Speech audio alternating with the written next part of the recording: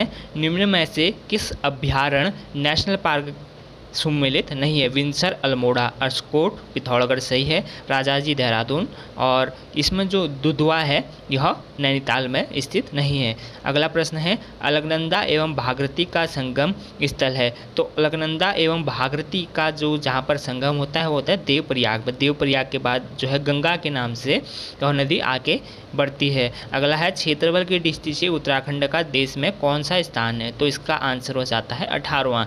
उत्तराखंड किस देशांतर में है? तो 77 डिग्री 34 मिनट से 81 डिग्री 02 मिनट पूर्व।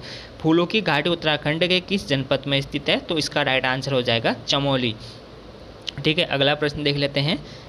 अगला प्रश्न है, फल संरक्षण केंद्र उत्तराखंड में कहाँ स्थित है? ठीक है, यह प्रश्न उत्तराखंड पुलिस में आ सकता है, तो इसका राइट आंसर हो जाएगा रामगढ़ में। अगला प्रश्न है, नंदा देवी जीव आरक्षित क्षेत्र उत्तराखंड के किस जनपद में है? तो नंदा देवी जीव आरक्षित क्षेत्र चमोली जनपद में स्थित है। अगला प्रश्न है, सन 1973 का प्रोजेक्ट टाइगर एक्ट भारत में कहाँ से लागू हुआ था? ठीक है, जिम कॉर्बेट नेशनल पार्क से। और पहला टाइगर रिजर्व भी हमारा जिम कॉर्बेट नेशनल पार्क ही है।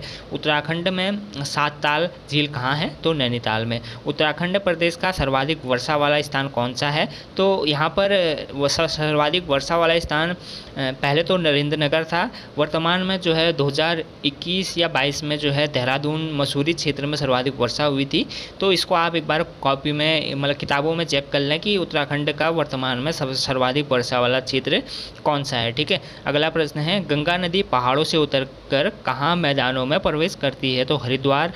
अगला प्रश्न है, उत्तराखंड में कितने प्रतिशत क्षेत्र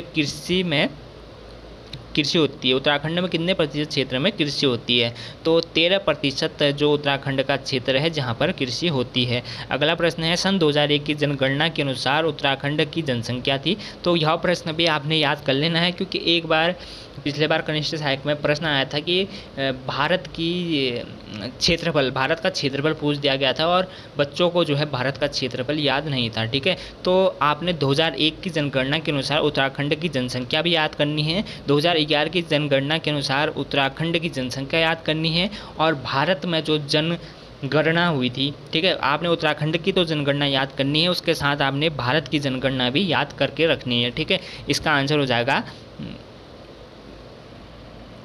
84.89 लाख। ठीक है, अगला प्रश्न है, प्रसिद्ध समाज सेवी सुंदरलाल बहुगुणा किस क्षेत्र से संबंधित है? तो पर्यावरणविद। ठीक है, दक्षिण पूर्वी एशिया का सबसे पहला राष्ट्रीय पार्क निम्नलिखित में से कौन सा है? तो हैली कॉर्बेट नेशनल पार्क। ठीक है, पहले इसका नाम हैली नेशनल पार्क था, फिर इसका नाम आज़ादी के बाद रामगंगा नेशनल पार्क भी पड़ा था। ठीक है, फिर जिम कॉर्बेट नेशनल पार्क इसका नाम जिम कॉर्बेट के नाम पे पड़ा था।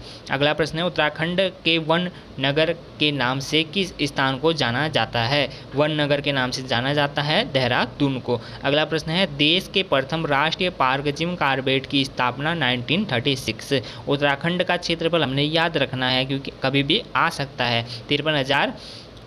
तो उत्तराखंड का क्षेत्रफल इसमें 53,484 यह नहीं होगा। ठीक है, उत्तराखंड का क्षेत्रफल है, तो उत्तराखंड का क्षेत्रफल यहाँ पर 53,483 होना चाहिए। ठीक है, इसमें 53,484 वर्ग किलोमीटर दिया है।